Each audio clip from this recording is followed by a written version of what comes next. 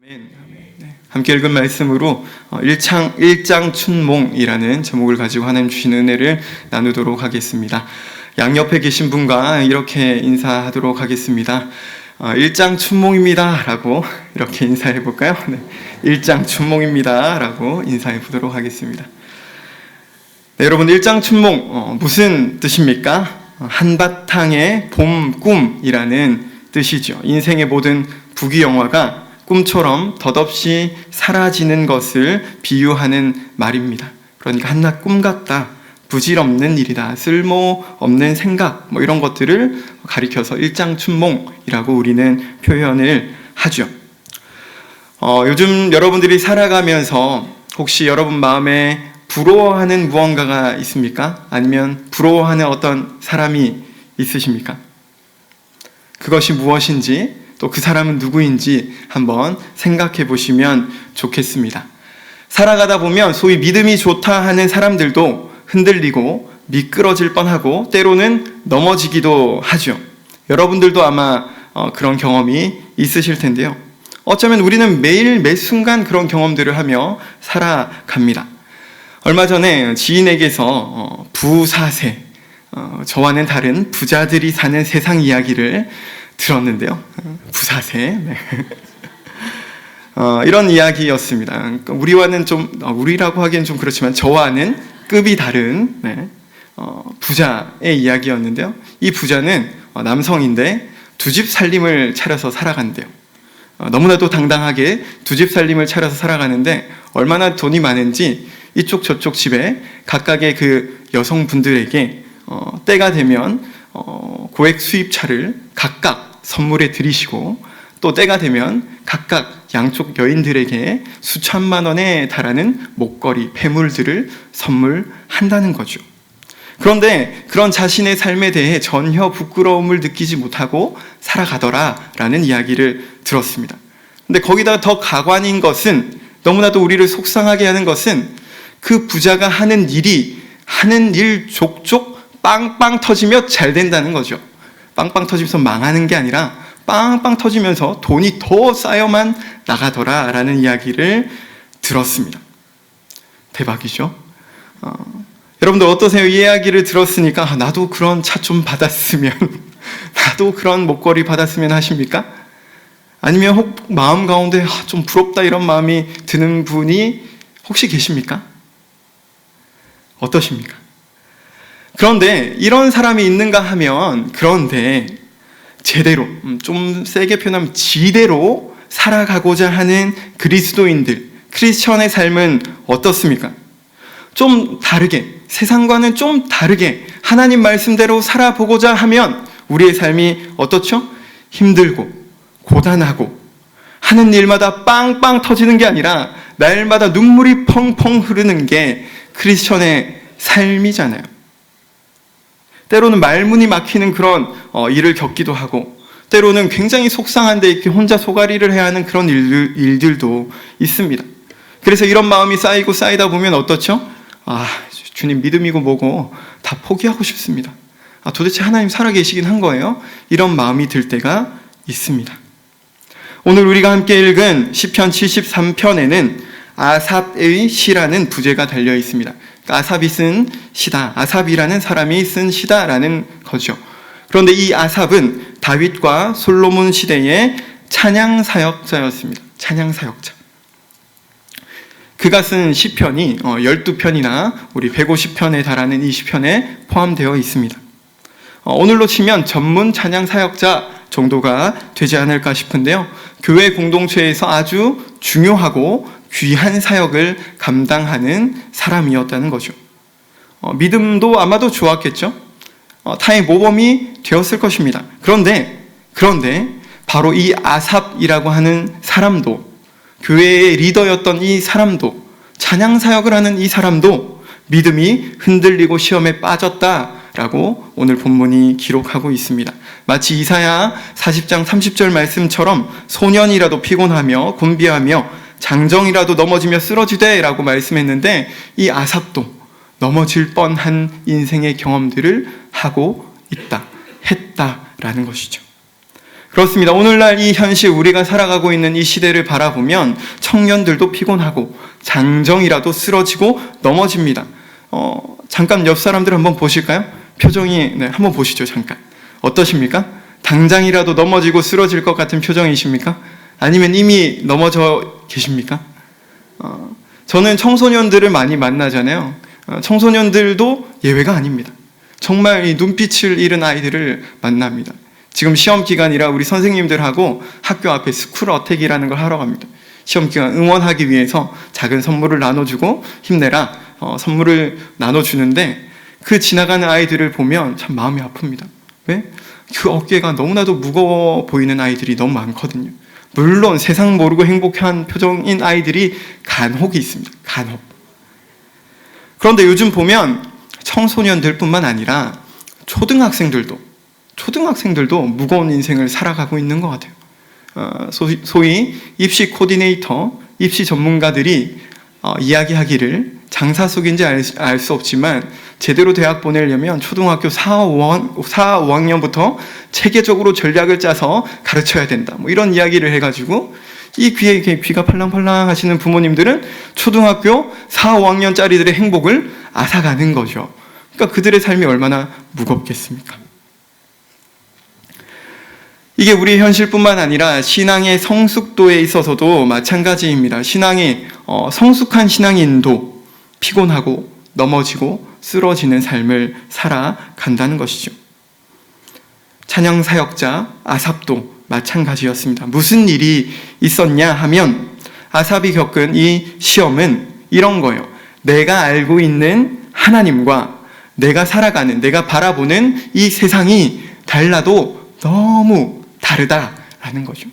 다시 한번요. 내가 알고 있는 하나님과 내가 살아가는 이 세상이 달라도 너무 다르다. 아니, 분명 하나님이 살아계시면 세상이 이럴 수 없는 것 같은데 세상이 그렇다라는 거죠. 그러니까 이 현실이 내가 아는 하나님과는 너무나도 다르니까 이 아삽이 경험하고 있는 이 세상은 나쁜 놈이 잘 먹고 잘 살고 착한 놈은 못 먹고 고생하는 세상이었던 거죠. 그러니까 이런 꼴을 반복해서 보면 어떤 마음이 들게 되느냐. 오늘 본문 2절, 3절을 보면 이렇게 말씀하고 있습니다. 제가 새 번역으로 계속해서 읽어드릴 텐데, 나는 거의 넘어질 뻔하였고 나의 걸음이 미끄러질 뻔하였으니 이는 내가 악인의 형통함을 보고 오만한 자를 질투하였음이로다 라고 고백하고 있습니다. 그러니까 내가 세상을 살아보니 저 악인들이 더 잘 되는 꼴을 보니 참 내가 진짜 실족하겠다, 넘어질 마음이 든다라고 이야기하는 거죠. 1절, 3절 말씀을 또 한번 제가 읽어드릴게요. 하나님은 마음이 정직한 사람과 마음이 정결한 사람에게 선을 베푸는 분이건만 나는 그 확신을 잃고 넘어질 뻔하였구나. 그 믿음을 버리고 미끄러질 뻔했구나. 그것은 내가 거만한 자를 시샘하고 악인들이 누리는 평안을 부러워했기 때문이다 라고 고백합니다. 여러분, 혹시 여러분들이 오늘을 살아가면서 시샘하고 있는 그 무언가가 있습니까? 혹은 여러분들이 오늘을 살아가면서 부러워하고 있는 무언가가 있습니까? 제가 설교 서두에도 말씀드렸는데 앞으로도 몇 번 더 여쭤볼 거예요. 내가 부러워하고 있는 건 뭐지? 라는 거죠. 아삽에게 이런 상대적인 박탈감을 안겨준 그 인간들, 그 사람들이 사는 세상은 이런 모습이었는데요. 한번 들어보시죠. 그들은 평생 갈등도 없이 살며 몸은 멀쩡하고 윤기까지 흐른다. 사람들이 흔히들 당하는 그런 고통이 그들에게는 없으며 사람들이 오래 당하는 재앙도 그들에게는 아예 가까이 가지 않는다라고 말하고 있어요. 세상을 바라보니 그렇다라는 거죠. 우리가 요즘 세상에 흔히 말하는 거 신의 아들이다 뭐 이렇게 표현하는 것 같은 그런 모습을 이 악한 사람들의 삶을 통해서 확인했다는 거예요. 오늘날에 적용하면 어떤 모습입니까? 나와는 딴 세상 사는 것 같은 사람들의 이야기. 마치 돈이 있으면 무엇이든 다 할 수 있을 것 같은 세상. 이런 말도 있잖아요. 천당 옆에 뭐가 있죠? 분당. 처음 들으시는 표현인가 봅니다. 네. 천당 옆에 분당. 오죽하면 그런 표현을 할까요?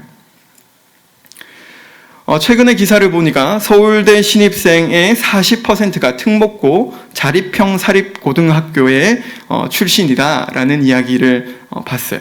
그리고 서울대 장학금 신청자의 소득 상위 20%의 비율이 그러니까 장학금을 신청한 친구들이 그 소득 상위 20%, 우리나라에서 20%에 해당하는 그 비율이 다른 대학의 2배에 이르더라라는 기사를 봤습니다. 무슨 말입니까? 잘 사는 것들이 서울대 가더라라는 이야기입니다. 그러니까 부가 대물림 된다라는 거죠. 여러분들이 학교 다닐 때만 해도 개천에서 용난다라는 이야기가 나왔지만 지금은 그런 것이 아주 희귀해졌다라는 거예요. 오늘 이 나라가 이렇게 시끄러운 배경에도 이런 현실들이 있지 않습니까? 상대적인 박탈감을 느끼는 거죠. 평범한 서민들이. 돈, 명예, 권력 이런 것들 좀 가졌다 하는 사람들은 달라도 너무 다른 인생, 마치 모르는 사람들이 보면 천국을 살아가고 있구나라고 착각이 들 만큼 그런 다른 세상을 살아가니까 부러운 마음과 함께 우리에게 주어지는 것은 무엇입니까? 상대적 박탈감이라는 거죠. 또한 아삽이 바라본 그들의 모습은 또 어떠했냐? 6절에서 8절을 보면 오만은 그들의 목걸이요 폭력은 그들의 나들이 옷이다. 그들은 피둥피둥 살이 쪄서 거만하게 눈을 치켜 뜨고 다니며 마음에는 헛된 상상이 가득하며 언제나 남을 비웃으며 악의에 찬 말을 쏘아붙이고 거만한 모습으로 포건하기를 즐긴다라고 했습니다. 여러분 어떤 모습이 떠오르십니까? 한 단어가 떠올라야 정상인데요. 갑질. 통한 분들이 계시군요. 갑질. 인터넷에 갑질 치면 어마무시한 기사들과 자료들이 쏟아져 나옵니다. 다양한 사람들이 갑질을 하는 세상 속에 우리가 살아가고 있거든요. 영화 베테랑 보신 분 있으신지 모르겠습니다. 그 베테랑에 보면 유아인이라는 그 재벌 2세, 3세가 이런 대사를 하잖아요. 어이가 없네. 그러면서 사람을 막 두들겨 패는 그런 장면이 나오잖아요. 갑질. 이것이 오늘에만 있는 문제가 아니라 아삽이 살았던 이 시대에도 있었던 그런 문제구나. 너무나도 다른 세상을 살아가는 사람들의 이야기가 그때에도 있었구나라는 걸 확인할 수 있습니다. 그런데 여기까지가 끝이 아니라 게다가 그 사람들, 그 인간들이 가진 하나님에 대한 자세는 어떠했냐? 한번 들어보시죠. 입으로는 하늘을 비방하고 혀로는 땅을 휩쓸고 다닌다. 하나님의 백성마저도 그들에게 홀려서 물을 들이키듯 그들이 하는 말을 그대로 받아들여 덩달아 말한다. 하나님인들 어떻게 알 수 있으랴? 가장 높으신 분이라고 무엇이든 다 알 수가 있으랴 하고 말한다 라고 고백합니다. 무엇입니까 여러분? 하나님이 없다 하는 사람들의 언행을 고발하고 있는 것이죠. 그들이 이런 삶을 살아가고 있다라는 거예요. 그런데 문제는 그들의 그러한 삶이 누구에게도 영향을 미치고 있다고요? 하나님을 믿는 사람들, 하나님의 사람들에게도 영향을 끼치고 있더라 이거죠. 오늘날도 마찬가지로 이 교회 공동체에 끝없이 쓰나미와 같은 이 세속주의의 물결, 세상의 물결들이 밀려 들어오고 있습니다. 쏟아져 들어오고 있습니다. 세상에 그렇게 교회가 물들어가고 있죠. 마찬가지로 기사 조금만 뒤지면 속상한 일들이 참 많습니다. 교회가 이렇다, 목회자가 저렇다 하는 이야기들을 어렵지 않게 만날 수 있다는 거죠. 무엇입니까? 교회가 교회다움을 회복하지 못하고 교회다움으로 날마다 갱신되어지지 못하고 이 교회 안에조차 만몬, 물질 만능주의, 황금 만능주의, 성과주의 같은 것들이 밀려 들어와 있다라는 것이죠. 세상과 같은 논리와 이치가 여기에 들어와 있다. 그러면서 사람들이 하는 말은 무엇입니까? 결국 하나님이 어떻게 알겠어? 가장 높은 분이라고 뭐든 다 알겠어 라는 이야기들이 나온다라는 거죠. 결국 어떤 고백이 나옵니까? 하나님의 완전한 하나님을 향한 신앙, 믿음이 아니라 하나님도 부족함이 있다라고 보는 거죠. 하나님도 못하는 것이 있다라는 생각을 밀어넣는 거예요. 하나님에 대한 완전한 신앙을 방해하는 것이죠. 그러면서 자연스럽게 교회의 주인이 하나님, 예수님, 성령님이 아니라 돈, 사람이 되어버린 현실을 우리는 그리 멀지 않은 곳에서 찾아볼 수 있습니다. 이런 현실을 바라보면서 느낀 아삽의 소감, 총평이 12절, 13절에 나와 있는데요. 우리 한번 함께 읽어보도록 하겠습니다. 본문 12절, 13절입니다. 시작. 볼지어다 이들은 악인들이라도 항상 평안하고 재물은 더욱 불어나도다. 내가 내 마음을 깨끗하게 하며 내 손을 씻어 무죄하다 한 것이 실로 헛되도다. 아멘. 세 번역으로 한번 읽어드릴게요. 그런데 놀랍게도 그들은 모두가 악인인데도 신세가 언제나 편하고 재산은 늘어만 가는구나. 이렇다면 내가 깨끗한 마음으로 살아온 것과 내 손으로 죄를 짓지 않고 깨끗하게 살아온 것이 허사라는 말인가? 라고 말합니다. 제가 느끼기에 더도 덜도 아닌 딱 오늘을 살아가는 좀 다르게 살아보고자 하는 그리스도인들이 느낄 법한, 고백할 법한 말이 아닌가 싶습니다. 충분히 공감할 수 있는 마음이라는 생각이 들어요. 크리스천의 인생이라는 것이 한바탕의 봄꿈같이 일장춘몽인 듯 느껴질 때가 있으십니까? 이거 다 뭐지? 내가 뭐 하느라 무슨 영화를 바라며 이런 삶을 살고 있지라는 생각이 들 때가 있으십니까? 죄송하지만 살면서 아직 이런 생각이 한 번도 든 적이 없다라면 어쩌면 내 삶은 하나님 앞에서 몸부림치지 않는 인생일 수도 있습니다. 그만큼 이 세상이 그렇게 날로 더 썩어져 가고 있기 때문이죠. 현실의 벽을 마주한, 현실의 벽에 부딪힌 이 아삽, 찬양사역자 아삽의 고뇌는 날로 더 깊어졌습니다. 그래서 그 끝에 어떤 생각이 들어왔습니까? 이게 다 뭐지? 이게 다 뭐 하는 거지? 하나님 진짜 계신가? 내가 아는 하나님은 이런 분인데 왜 현실은 이렇지? 이런 고뇌와 충돌하는 마음과 생각들이 있었다는 거죠. 심지어 그런 것들에 의해서 마음이 흔들리니까 마음속에 뭐가 밀려 들어옵니까? 허무함이라는 것이 밀려 들어온다는 거죠. 이제 10월 중순쯤 되면 제가 이제 다음 세대 교육국을 맡고 있으니까 선생님들이 내가 한 사역들이 다 뭐지? 이제 그만해야 되겠다. 도망갈 타이밍을 보시는 그런 시기입니다. 내가 뿌리고 뿌렸는데 아이들 내 돈 써가며 내 마음 써가며 씨를 뿌린 것 같은데 돌아오는 열매는 없네. 아이들은 변화되어지지 않는 것 같아. 근데 그런 고민을 선생님들만 하는 것이 아니라 저도 동일한 고민을 하며 살아갑니다. 아삽은 말합니다. 내가 이 문제를 풀어보려고 깊이 생각해 봤지만 그것은 내가 풀기에는 너무나 어려운 문제였다라고 말이죠. 여러분들이 살아오면서 이 아삽과 비슷한 고민을 하신 적이 있다면 여러분들은 그런 고민, 내가 풀 수 없는 문제, 내가 해결할 수 없는 어떤 문제, 어떻게 그것들을 풀어나가셨습니까? 그리고 어떻게 풀고 계십니까? 무엇을 통해 해결하고 계십니까? 우리 인생에는 내 힘이나 지혜로는 풀어지지 않는, 풀 수 없는 문제들이 있죠. 아삽은 그래서 이렇게 말합니다.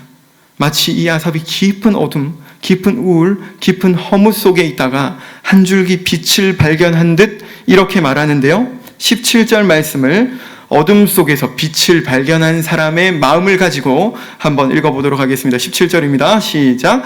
그러나 마침내 하나님의 성소에 들어가서야 죄송합니다. 네, 다 같이 읽어보도록 하겠습니다. 17절 시작. 하나님의 성소에 들어갈 때에야 그들의 종말을 내가 깨달았나이다. 아멘.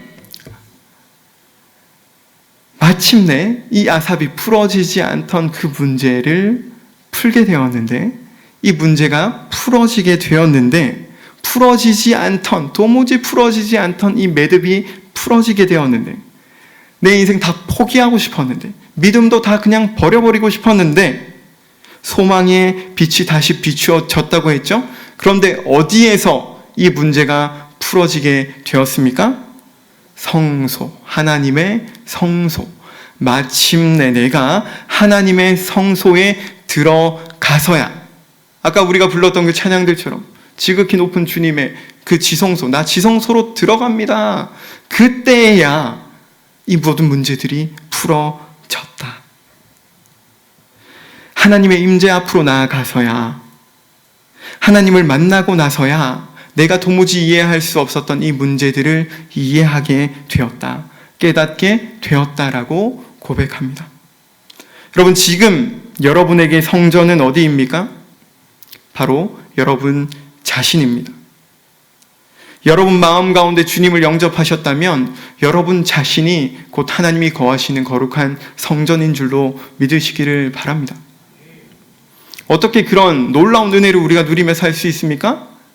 6월절 어린 양으로 이 땅에 오신 예수 그리스도, 그분의 은혜, 그 사랑, 세상에서는 도무지 찾을 수 없는, 조건 없는, 대가 없는, 아낌 없는 그 사랑, 그분의 그 희생 십자가 때문에 우리가 감히 악의 아들, 사탄의 아들과 같은 존재였던 우리가 하나님이 거하시는 성전으로 살아갈 수 있게 된 거죠. 그러니까 여러분 삶 가운데 풀 수 없는 문제, 해결되어지지 않는 문제, 그 앞에서 다른 데로 시선을 돌려야 할 것이 아니라 내 마음 가운데 누구를 모시면? 하나님을, 예수님을, 성령님을 모시면, 주인으로 모시면, 그분과 함께 동행하는 삶을 살면 내 힘으로 되어지는 게 아니라 하나님에 의해서 그 성소로 나아갈 때, 내가 성소된 삶을 살아갈 때 풀어진다라는 것입니다.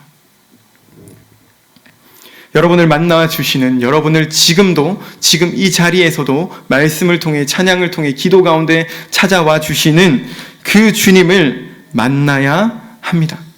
그래야 저와 여러분이 살 수 있습니다. 다시 한번 여쭤보겠습니다. 여러분의 삶 가운데 해결되어지지 않는 난제는 무엇입니까? 여러분의 삶 속에서 도무지 이해할 수 없는 문제는 무엇입니까? 여러분은 그 문제를 풀기 위해 어떤 일, 어떤 행동, 무엇을 하고 계십니까? 혹 소위 세상에서 성공했다 하는 사람들을 보며 배아파하고 시샘하며 그것들을 부러워하며 그러한 것들을 가지기 위해 아둥바둥 몸부림치고 계시지는 않습니까? 혹은 여러분의 자녀들에게 그것들을 물려주지 못해서 속상해하고 아파하고 계시지는 않습니까? 좀 더 큰 집, 좀 더 좋은 차, 좀 더 가지는 그것들.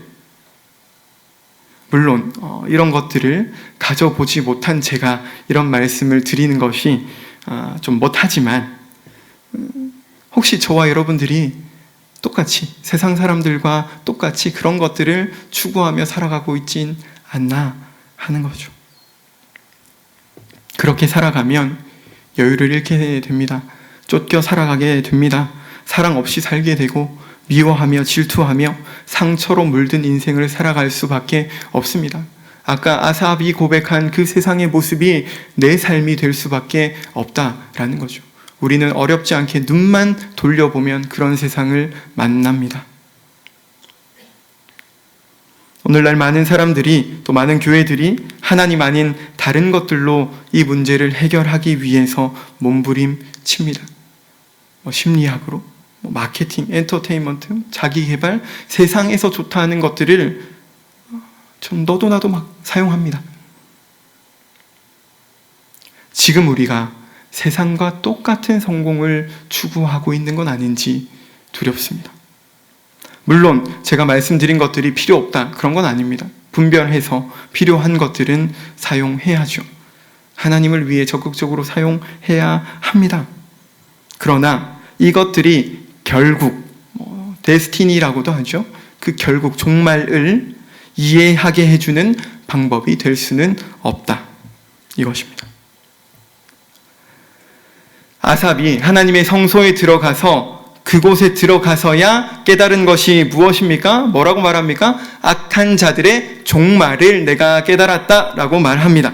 악한 자들의 최후를 깨달았을 때 아삽은 비로소 이해하게 되었고 문제가 풀어지는 경험을 하게 되었습니다. 그들의 종말은 어떤지 17절에서 20절 말씀을 제가 세번역 성경으로 읽어드릴게요. 그러나 마침내 하나님의 성소에 들어가서야 악한 자들의 종말이 어떻게 되리라는 것을 깨닫게 되었습니다.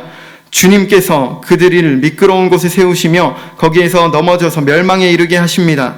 그들이 갑자기 놀라운 일을 당하고 공포에 떨면서 자취를 감추며 마침내 끝장을 맞이합니다. 아침이 되어서 일어나면 악몽이 다 사라져 없어지듯이 주님께서 깨어나실 때에 그들은 한낱 꿈처럼 자취도 없이 사라집니다. 라고 고백하고 있습니다. 성소에 들어갔더니 뭘 깨달았다고요? 그 사람들의 종말, 끝, 데스티니를 깨닫게 되었다. 그러면서 풀렸다라고 했는데 그들의 종말은 무엇입니까? 한낱 꿈과 같다. 여러분, 우리가 자면서 꾸게 되는 꿈의 특징이 무엇입니까? 영원히 그 꿈을 꿉니까? 그렇지 않죠. 첫째, 깬다라는 겁니다. 그 꿈이 영원하지 않다. 둘째는 무엇입니까? 여러분, 그 꿈이 현실입니까? 현실이 아니죠. 사실이 아니다라는 거예요. 셋째는 무엇입니까? 보통 특별한 경우가 아니고는 한날 밤에 꾸죠. 한날 밤. 무슨 말입니까? 짧은 시간에 꾸는 꿈이라는 것입니다. 그리고 마지막 특징, 얼마 지나지 않아 잊혀진다. 이런 걸 두 글자로 개꿈이라고 하죠. 개꿈. 물론 의미 있는 꿈도 있겠지만 대부분의 꿈은 개꿈입니다. 아삽이 그토록 시샘하며 부러워한 사람들의 종말이 어떻다? 일장춘몽이다. 이것입니다. 그리스도인들의 삶이 일장춘몽이 아니라 하나님 앞에 나아갔더니 아삽이 깨닫게 된 게 무엇입니까? 그 시샘하고 부러운 그것이 일장춘몽과 같다라는 것을 깨닫게 됐다는 거죠. 하나님 앞에 서면 깨닫게 됩니다. 악한 자들의 종말이 이러하다라는 것을 말이죠. 사랑하는 여러분, 악인의 형통은 무시되어지는, 깬 후에는 무시되어지는 꿈과 같습니다. 여러분은 꿈을 깨면 사라져버리는 그런 꿈을 부러워하는 인생을 살아가시겠습니까? 아니면 실제 분명히 존재하는 것을 쫓아 살아가는 삶을 살아가시겠습니까? 그들의 종말을 알게 되면 그들이 지금 잠시 누리고 있는 그것들, 잠깐 부러운 그들의 어떤 소유가 가진 것들이 더 이상 부럽지 않게 됩니다. 물론 순간순간 부러울 때가 있을 수 있죠. 그러나 크게 보았을 때 더 이상 부럽지 않습니다. 오히려 그들의 결국을 알면 그 사람들이 오늘 집착하는 그 성공을 바라보고 그 성공에 목매고 있는 그들의 삶이 너무나도 불쌍하게 보이죠. 왜냐하면 그들에게는 나에게 있는 영원이라는 것이 없기 때문입니다. 어쩌면 영원한 고통이 그들을 기다리고 있기 때문입니다. 깨질 것, 사라질 것, 잊혀질 것을 붙잡고 살아가니 어찌 불쌍하지 않다 할 수 있습니까? 사랑하는 여러분, 누구든지 이 하나님을 만나면, 그래서 이 되어지는 모든 일들의 종말 그 끝을 알면 다시 힘을 낼 수 있습니다. 시선이 바뀌어집니다. 다시 일어날 수 있고 수없이 찾아오는 그 유혹을 이길 수 있습니다. 그리고 절망 가운데 살아가는 것이 아니라 소망 속에 살아갈 수 있습니다. 아삽도 하나님께 물었을 때, 하나님께 나아갔을 때, 그때에야 비로소 자신이 바른 길로 가고 있구나 라는 것을 깨닫고 확신하게 되었습니다. 그래서 우리는 나아가서는 의인에게 주어지는, 마치 마태복음에 나오는 그 팔복의 이야기, 그것을 감당하며 살아갈 수 있게 되는 것이죠. 그런 복을 누리며 살아가게 됩니다. 사랑하는 여러분, 여러분에게는 부활하신 예수님이 계시다라는 것을 기억하시기 바랍니다. 이 진리가 저와 여러분의 뺏을 수 없는, 바꿀 수 없는 소망인 줄로 믿습니다. 마지막 때가 임박했습니다. 하나님 앞에 나아가서 이 진리를 깨닫게 된 아삽은 우리가 아까 고백한 그 찬양의 가사와 같은 노래를 부릅니다.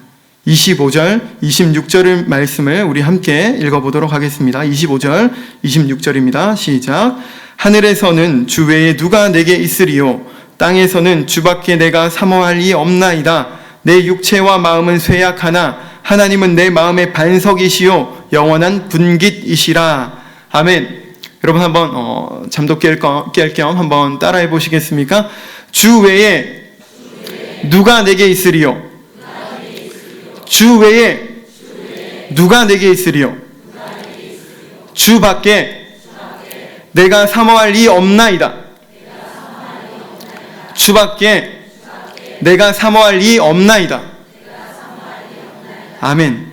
이것이 우리의 소망, 우리가 붙잡아야 할 진리인 줄로 믿습니다. 여러분, 우리는 이 땅에서 나그네입니다. 텐트를 치고 사는 사람들이라는 거죠. 우리의 본향이 이곳이 아니라 하나님 나라에 있음을 잊어서는 안 되겠습니다. 죽어서 가는 천국뿐만 아니라 이 땅에서 세상 사람들과는 구별되게 살아가는 그 하나님의 나라까지도 우리가 생각하면 좋겠습니다. 여러분, 여러분의 힘과 지혜로 해결되어지지 않는 바로 그 문제, 이제 어떻게 해결하시렵니까? 사실 엄밀히 말하면 그 문제를 해결한다기보다 그 문제를 이해하게 된다라는 게 좀 더 정확한 표현일 것 같은데요. 어떻게 그런 일이 가능하다고요? 하나님께 나아갈 때, 하나님을 만날 때, 내 시선을 하나님께로 옮길 때, 그때야 이해할 수 있습니다. 이건 여기 모인 여러분에게만 필요한 것이 아니라 집에 있는 아이들, 어른들, 남녀노소 모두에게 필요한 진리입니다. 이런 점에서 오늘 저와 여러분이 누려야 할 복은 하나님 없이 사는 사람들이 누리며 살아가는, 잠시 누리며 살아가는 그 개꿈과 같은 것들과는 비교가 안 되는 것입니다. 여러분이 누릴 복은 무엇입니까? 28절 말씀 함께 읽어보겠습니다. 28절입니다. 시작. 하나님께 가까이 함이 내게 복이라. 내가 주 여호와를 나의 피난처로 삼아 주의 모든 행적을 전파하리이다. 아멘. 한 번만 더 따라해 보실까요? 하나님께 가까이 함이 내게 복입니다. 내게 복입니다. 아멘. 세상에서 이 진리를 흔들어 놓는 일이 너무너무 많아요. 야, 그게 뭐야? 보여줘봐 그러잖아요. 근데 이게 우리가 붙잡아야 할 진리이며 이것이 우리가 붙잡아야 하는 복인 줄로 확신합니다. 여러분, 무엇이 여러분의 복입니까? 하나님께 가까이 있는 것, 하나님께 딱 붙어 있는 것, 하나님으로부터 떨어지지 않는 것, 하나님을 소유한 사람이 되는 것. 왜 그렇습니까? 하나님, 그분이 복이기 때문입니다. 오늘도 살아계신 주님께서는 여러분의 삶 속에서 일하고 계시고 여러분 곁에서 늘 여러분의 피난처가 되어주고 계시는 줄로 믿으시기를 바랍니다. 그 일을 매일 매순간 발견하는 기쁨을 누리는 저와 여러분이 되었으면 좋겠습니다. 이제 제가 이번 주에 있었던 이야기를 하나 하고 말씀을 맺으려 합니다. 그 이야기를 하기 전에 먼저 여러분들께 한번 여쭤보고 싶습니다. 제가 계속했던 질문인데요. 여러분들은 무엇을 꿈꾸며 살아가고 계십니까? 여러분들은 오늘 무엇을 부러워하며 살아가고 계십니까? 다시 한번요. 여러분들은 무엇을 오늘 꿈꾸며 살아가고 계십니까? 여러분들은 무엇을 부러워하고 계십니까? 이번 주에 월요일, 화요일 우리 교회에서 한남주교 교사 부흥회를 했습니다. 화요일 저녁에 강사로 초청된 목사님을 통해서 그분이 전하는 메시지를 통해서 저는 하나님의 마음을 느끼는 시간을 보냈습니다. 그리고 그분이 설교 후에 부르는 그 설교 후 찬양을 통해서 또 하나님의 마음을 가슴 깊이 느끼는 시간을 보냈습니다. 그때 부른 그 노래, 사실 제가 고등학교 때부터 알고 있었던 노래였어요. 그때 참 여러 차례 수없이 들었던 노래였습니다. 그런데 그날 밤 그 자리에서 제 귓가에 들려온 그 찬양은 마치 하나님이 저에게 하시는 말씀, 그리고 잊고 있었던 내 마음의 어떤 꿈이 다시 이렇게 새겨지는 것 같은 그런 찬양이었습니다. 이 노래에는 깨지 않고 이루어지는 아름다운 꿈이 담겨 있는데요. 제목이 아름다운 꿈입니다. 가사를 한번 들어보시기를 바랍니다. 주님, 나에겐 꿈이 있어요. 아이들 눈 속에서 당신 모습 보기 원해요. 비록 지금은 장난감이 전부라고 생각하지만 언젠가 당신 바라보며 모든 걸 버리겠죠.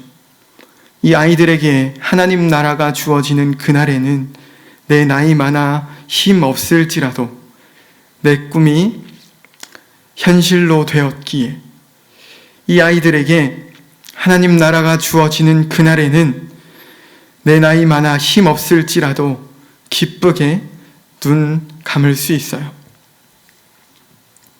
주님, 나에겐 꿈이 있어요. 당신 앞에 서게 되는 그날에 이 아이들이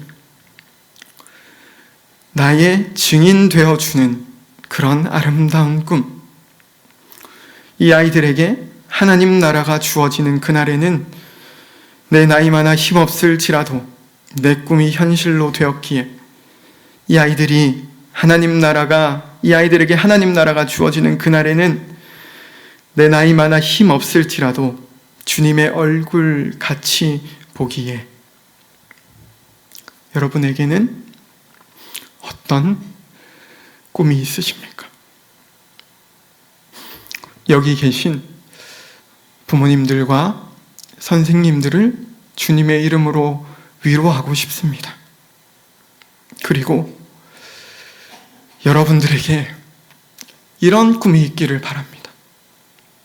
하나님, 내 나이 들어 힘이 없을지라도 내가 나이가 들어갈 때, 내가 1살, 2살 더 먹을 때 내 집이 더 넓어져서 내가 더 좋은 차를 타서 그걸 자랑하는 게 아니라, 하나님, 내 자녀가 하나님 나라를 누리고 있어서, 하나님, 내가 맡은 아이들이 하나님 조금이라도 더 알게 돼서 그게 나의 기쁨입니다. 하나님, 그런 삶을 살아가는 그 사람이 나는 부럽습니다라고. 하나님은 지금도 여러분을 향해 그런 꿈을 꾸고 계십니다. 사랑하는 부모님들, 선생님들, 그 사명을 우리가 잃지 않았으면 좋겠습니다. 제발 그 사명을 잃지 않았으면 좋겠습니다. 여러분이 살아야, 여러분이 하나님의 그 성소 앞으로 나아가야 아이들에게 하나의 메시지를 보낼 수 있습니다. 하나의 메시지를 보낼 수 있습니다. 저는 서울대 가고도 하나님 떠난 이야기들을 수없이 들었습니다. 물론 우리 아이들이 좋은 대학 가고 공부 잘하기를 바라지만 더 중요한 것이 있다는 것을 여러분들이 잊으시면 안 됩니다.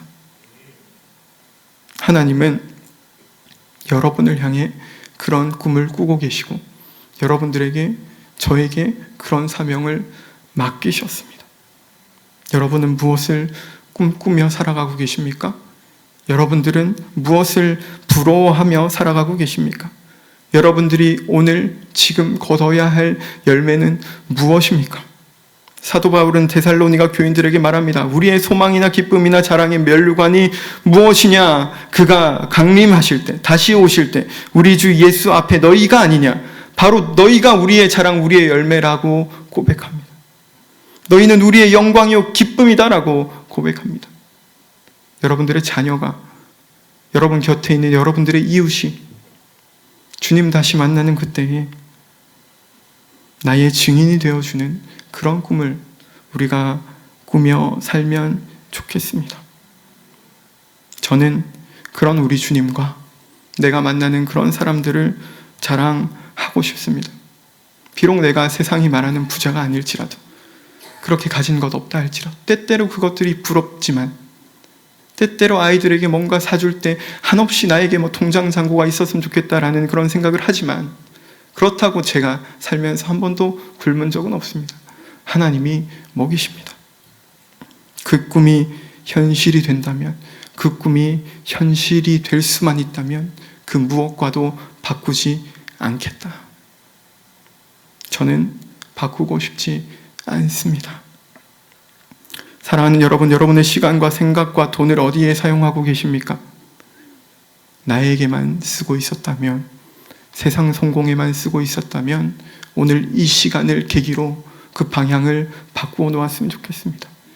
이런 꿈에 하나님 나라를 위해, 하나님의 임재 그곳을 위해 사용하는 저와 여러분이 되었으면 참 좋겠습니다.